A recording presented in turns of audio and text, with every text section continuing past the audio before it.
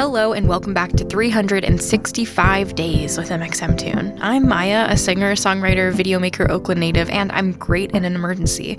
I'm also a big fan of history. I love untold stories, gross facts, hidden secrets, anything weird, dark, and funky from the past.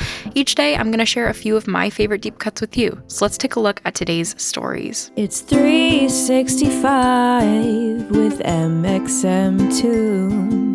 New facts every day, so don't leave too soon. I'm gonna teach you stuff, no it won't be tough. Gonna go a year till you've had enough. It's 365 mxmtoon.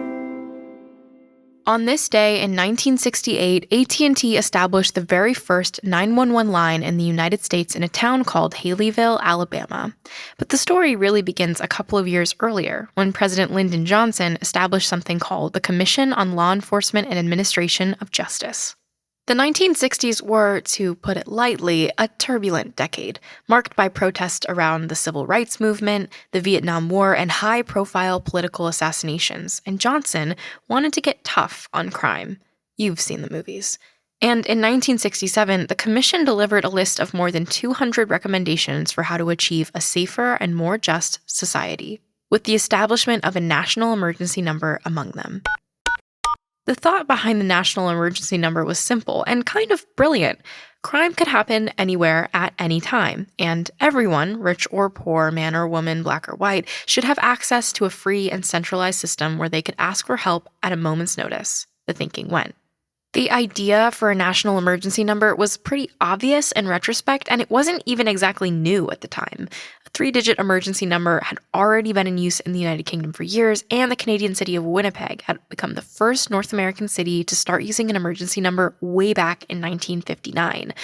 Originally, Winnipeg had used the number 999, but switched over to 911 once the number was proposed by the US because, they were influencers.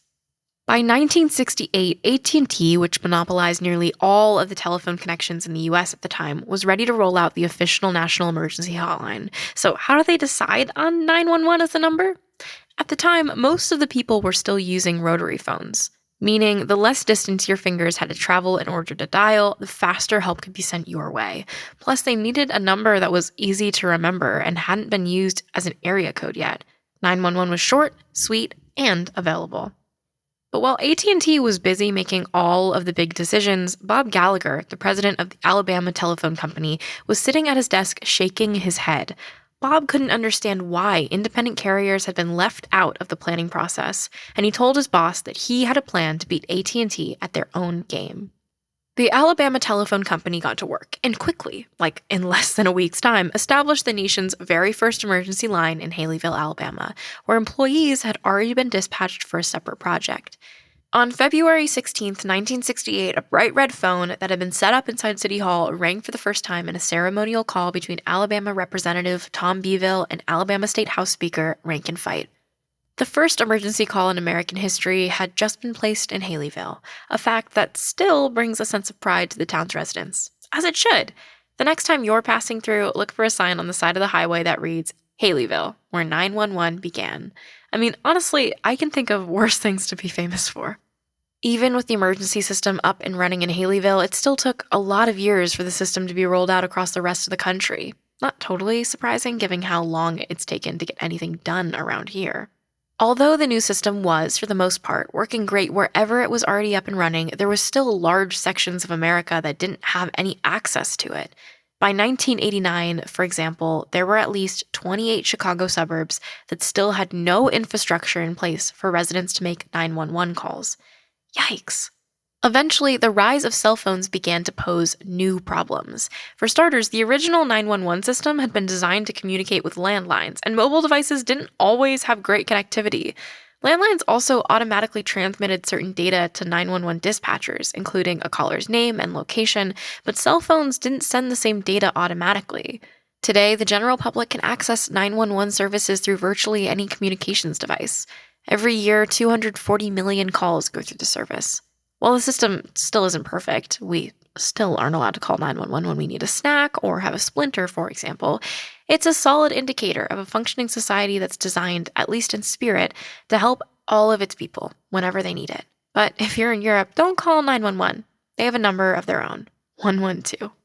Today, in 2011, Lady Gaga's inclusivity-focused single, Born This Way, made history by becoming the 1,000th song to hit #1 on the Billboard Hot 100. You have to remember that in 2011, the song was only Gaga's third hit single, and it initially received criticism for what were at the time considered controversial themes of sexuality and gender identity. But the song eventually exploded in popularity as a gay anthem, and in 2017, Lady Gaga made history once again when during her performance of the song at the Super Bowl, she became the first person to ever say the word transgender live during the telecast. Way to go, Gaga.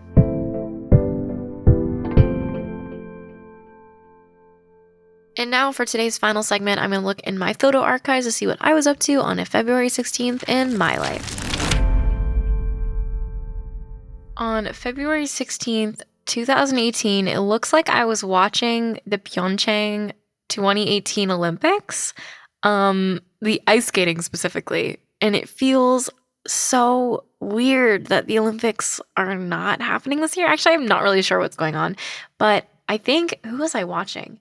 Pretty sure I was watching the skater Nathan Chen. To be honest with you, I had a little bit of a crush on Nathan when I was watching the Olympics that year. Oh my god. But yeah, I was watching the Olympics. Figure skating is my favorite sport to watch in the Winter Olympics. Maybe luge or skeleton is a close second. I really love the Olympics. I love watching them. And I'm excited for when we get to watch them again. Thank you for listening and see you tomorrow. Subscribe wherever you listen to podcasts, and you can follow at 365 Days mxmtoon on your preferred social media platforms. It's 365 with mxmtoon. New facts every day, so don't leave too soon. I'm gonna teach you stuff, no it won't be tough. Gonna go a year till you've had enough. It's 360